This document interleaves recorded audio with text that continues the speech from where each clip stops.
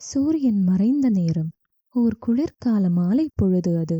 முற்றத்து மல்லிகை பூக்கள் யாவும் தன்னை விரும்பி சூடிக்கொள்ளுமாறு தங்கள் வாசனையில் விமலாவிடம் வேண்டிக் கொண்டது.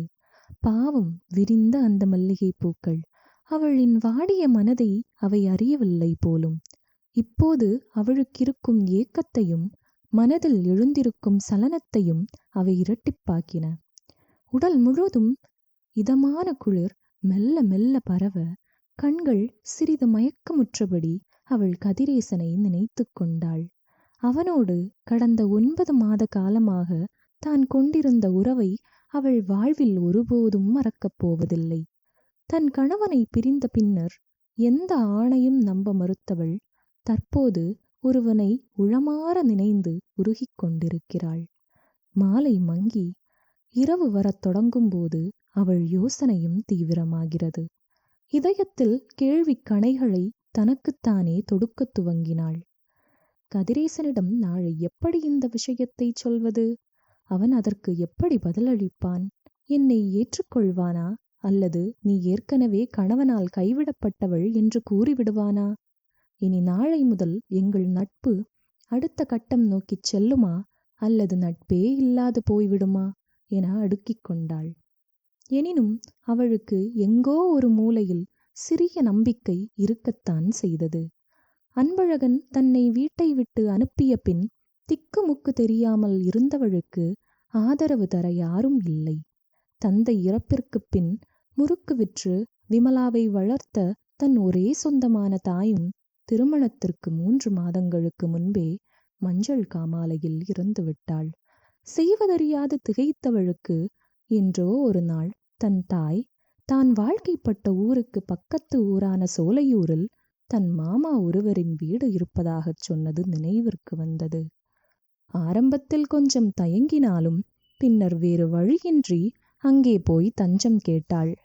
அவள் மாமாவும் வேலை ஏதாவது ஏற்பாடு செய்து தருவதாகவும் வேலை கிடைக்கும் வரையில் அங்கேயே தங்கிக் கொள்ளுமாறும் சொல்ல விமலாவும் அதை மறுக்கவில்லை. 1 வாரம் ஆகும் முன்னரே திருமண வயதில் வீட்டில் ஆண்களை வைத்துக்கொண்டு தற்போது தங்க வைக்கப்பட்டுள்ள புதிய பெண்ணை பற்றி புதிதாக வதந்திகள் எல்லாம் கிளம்பின. இனியும் அவள் தங்கள் வீட்டில் இருந்தால் தான் எங்காவது சென்று விடுவதாக கூறிய மனைவியையும் சமாளிக்க வழியில்லாமல் திணறிய விமலாவின் மாமா அவளிடம் போய், என்ன இருந்தாலும் நீ செய்தது தவறுதான் விமலா. திருமணம் என்று ஒன்று ஆன பிறகு பெண்கள் கணவனை அனுசரித்து வாழ்ந்தால் மட்டுமே குடும்பம் நடத்த முடியும். அதுதான் உன் பிறந்த வீட்டிற்கும் பெருமை சேர்க்கும். ஆண்கள் கொஞ்சம் அப்படி இப்படி இருக்கத்தான் செய்வார்கள். அதை பொறுத்து கொண்டுதான் ஆக வேண்டும். அன்பழகன் வேறு பெண்களுடன் நெருக்கமாக பழகினாலும் உனக்குத்தான் எந்த குறையும் வைக்கவில்லையே. அவனும் அவன் வீட்டாரும் உன்னை நன்றாகத்தானே கவனித்து கொண்டார்கள்.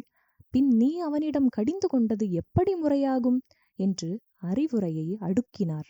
அவர் தன்னை வீட்டில் இருந்து போகச் சொல்வதை பட்டும் படாமல் அறிவுரையாக கொட்டிவிட்டார் என்பதை நன்கு பக்குவப்பட்ட விமலையின் மனம் அறிந்திருந்தது. அவரின் சூழ்நிலையை புரிந்து கொண்ட அவள் ஒன்றும் பேசாமல் மௌனம் காத்தாள்.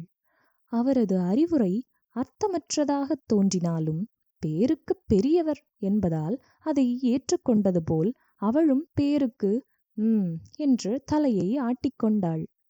அன்று மாலையில் விமலா தொலைபேசியில் பேசிக்கொண்டிருக்கும் போது என்றும் போல 3/4 பாகம் வெல்லம் 1/4 பாகம் பாலோடு தேயிலையின் இருப்பை தெரிவிக்க கொஞ்சம் மணலின் நிறத்தில் இருந்த ஒரு கலவை குவளையில் வந்து அவள் இருந்த அறையில் சேர்ந்தது. அதை அருந்த மனமின்றி அருந்திவிட்டு எங்காவது போய் நாமே வேலை தேடிக்கொள்ளலாம் என்ற உறுதியான முடிவில் அவள் மாமன் வீட்டை விட்டு புறப்பட்டாள். என்ன அவசரம், 2 நாள் இருந்து வேலை கிடைத்த பின் போகலாமே என்று பேருக்கு கேட்ட அத்தையின் முகத்தை பார்த்து ஒரு சிறு புன்முறுவல் செய்தவாறு, இல்லை அத்தை, நான் இனி இங்கு இருப்பது சரியாகாது. நானே எனக்கொரு வேலையை தேடிக்கொள்கிறேன் என்று கூறினாள். அவளின் அத்தையும் அவள் அங்கிருப்பதை விரும்பாததால் கூடுதலாக எந்த கேள்வியும் எழுப்பவில்லை. எங்கு போவது, என்ன செய்வது என்று அறியாமல் புண்பட்ட மனதுடன் மாமன் முற்றத்தை தாண்டி தெருவில் நடந்து கொண்டிருந்தாள். அவள் கணவன் வீட்டில் இருந்தபோது துணிகள் தைத்து தனக்கென சேர்த்து வைத்த ரூபாய் 3000 தவிர வேறொன்றும் அவளிடம் இல்லை. தன்னை குடும்ப வாழ்க்கை என்னும் நரகத்தில் தள்ளிய காரணங்களில் ஒன்றான தாலியையும் கழற்றி வாசற்படியில் எரிந்துவிட்டுத்தான் வந்திருக்கிறாள். நேரம் ஆக ஆக இருள் சூழத் தொடங்கியது. சிறிது நேரம் நடந்து கொண்டே ஆற்றங்கரைக்கு அருகில் செல்லவும் தன்னை யாரோ ஒரு நபர் பின்தொடர்வதாக உணர்ந்தாள். திரும்பி பார்க்க அவள் மனது கூறினாலும் அதை ஏற்க மறுத்து தொடர்ந்து பேருந்து நிறுத்தம் நோக்கி நடந்து கொண்டே இருந்தாள். ஒரு சில நிமிடங்கள் கழித்து சாலையில் மின்விளக்குகள் எரியத் துவங்கின. அப்போது மனதில் தைரியத்தை வரவழைத்து கொண்டு அவள் திரும்பி பார்க்கும் முன்னர் விமலா என்று ஒரு குரல். பின்தொடர்ந்து கொண்டிருந்த அந்நபர் தற்போது அவள் இடப்பக்கம் நின்று கொண்டிருந்தான். சட்டென தலையை திருப்பி பார்த்தவள் ஒரு நொடி அவளது புருவவில் வளைய புரியாதது போல் பார்த்துவிட்டு மறுநொடியே நகைத்தவாறு நீ நீ என்று அவன் பெயரை சிந்திக்கத் துவங்கினாள். ஆ, கதிரேசன் தானே? எப்படி இருக்கிறாய்? தேவி எப்படி இருக்கிறாள் என்று கேட்டாள். அவனும் நான் நலம், தேவியும் நலமாக இருக்கிறாள். போன வருடம்தான் அவளுக்கு திருமணம் ஆனது. மாப்பிள்ளைக்கு வெளியூர், இப்போது வயிற்றில் 4 மாத குழந்தையுடன் அவரோடுதான் இருக்கிறாள். நான் இங்கு ஊரில் கயிறு தயாரிக்கும் நிறுவனம் ஒன்று நடத்தி கொண்டிருக்கிறேன் என்று கூறிவிட்டு, உனக்கு திருமணம் ஆனதாக என்னுடன் படித்த பாலா கூறினான். எப்படி இருக்கிறது கல்யாண வாழ்க்கை என வினவ, விமலாவிற்கு சற்று முன்பு முகத்தில் இருந்த சிரிப்பு மெல்ல சிதைவுறத் துவங்கியது. தன் கஷ்டத்தை யாரும் பங்கிட அவள் விரும்ப மாட்டாள். ஆனாலும் கதிரிடம் அதை அவளுக்கு சொல்லாமல் இருக்க முடியவில்லை. அவள் கூறத் தொடங்கினாள். இருவரும் நடந்து கொண்டே பேசத் தொடங்கினர். உனக்குத்தான் நன்றாக தெரியுமே கதிர், அப்பா நான் 6வது படிக்கும் போதே இறந்து விட்டார். ஏதோ சித்தியின் வீட்டின் முன் வைத்திருந்த பலகாரக் கடையில் வேலைக்குச் சேர்ந்து கொஞ்சம் நாள் அம்மா என்னை படிக்க வைத்தாள். பின் அங்கு வேலை பழு அதிகமாகி சம்பளம் குறைய தொடங்கியதால் தானே வீட்டில் முறுக்கு சுட்டு பெட்டியில் சுமந்து விற்ற பணத்தில்தான் நான் கல்லூரி படிப்பை முடித்தேன். கல்லூரி முடிந்தவுடன் நல்ல ஒரு வேலைக்குச் சென்று அம்மாவை நான் பார்த்து கொள்ள வேண்டும் என்ற ஆசையில் இருந்தபோதுதான் ஒரு பேரிடி என் தலையில் விழுந்தாற்போல அம்மா மஞ்சள் காமாலை நோய் முற்று இறந்து விட்டார். இறப்பிற்கு முன்னர் என் சித்தி சித்தப்பாவிடம் எனக்கு ஒரு திருமணம் முடித்து வைப்பதே தன் கடைசி ஆசையாக கூறியிருந்தார்.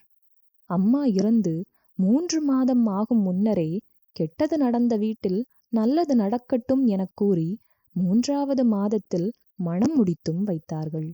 நல்ல விஷயம்தானே விமலா, உனக்கும் வாழ்வில் நல்ல விஷயம் நடந்துவிட்டது என கதிர் அவளுக்கு பதில் உரைத்தபடி, அடடே, பேச்சு மும்முரத்தில் நீ எதற்கு இங்கு வந்துள்ளாய் என கேட்க மறந்துவிட்டேன் என்று அவளது வரவின் காரணத்தை கேட்டான்.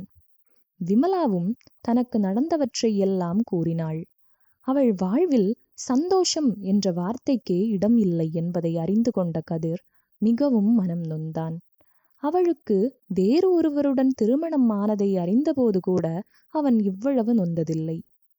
ஆம், அவன் அவளை சிறுவயது முதலே ஒருதலையாக காதலித்தவன். இருவரும் ஒரே பள்ளியில் பயின்றவர்கள். கதிருக்கு தன்னை விட 2 வயது அதிகம். அவன் தங்கை தேவியும் விமலாவும் நண்பர்கள். அன்பழகனுடன் அவளுக்கு திருமணம் ஆனபோது அவனுக்குள் இருந்த வலியை யாரிடமும் சொல்லாமல் கனத்த இதயத்தோடு தேம்பி வரும் அழுகையை ஆழ அமுக்கி அடிக்கடி பெருமூச்சு விட்டுக்கொள்வான். இப்போதும் அவன் இதயம் கனக்கத்தான் செய்கிறது. அவர்கள் பேசிக்கொண்டே பேருந்து நிலையத்தை அடைந்தும் விட்டனர். தூரத்தில் 2 முன் விளக்குகளின் வெளிச்சம். பேருந்தாகத்தான் இருக்க வேண்டும் மனதிற்குள் நினைத்து கொண்டான் கதிர். எங்கு செல்லப் போகிறாய் விமலா என்று கேட்டான். அதற்கு அவள், வேறு எங்கு செல்வது, சித்தப்பா வீட்டிற்குத்தான். அவர் மனம் வருந்துவார் என்றுதான் முதலில் அங்கு செல்லவில்லை. இப்போது வேறு வழி இல்லை என்று கூறிவிட்டு இன்னும் அருகில் வந்த அந்த பேருந்தை எட்டிப் பார்த்தாள். பேருந்து வந்து முன் நிற்கவும் அதிலிருந்து ஆட்கள் இறங்கிக் கொண்டிருந்தனர். விமலா பேருந்தில் ஏறுவதற்கு ஆயத்தம் ஆன தருவாயில் கதிர் திடீரென விமலையின் கையை பற்றி கொண்டான்.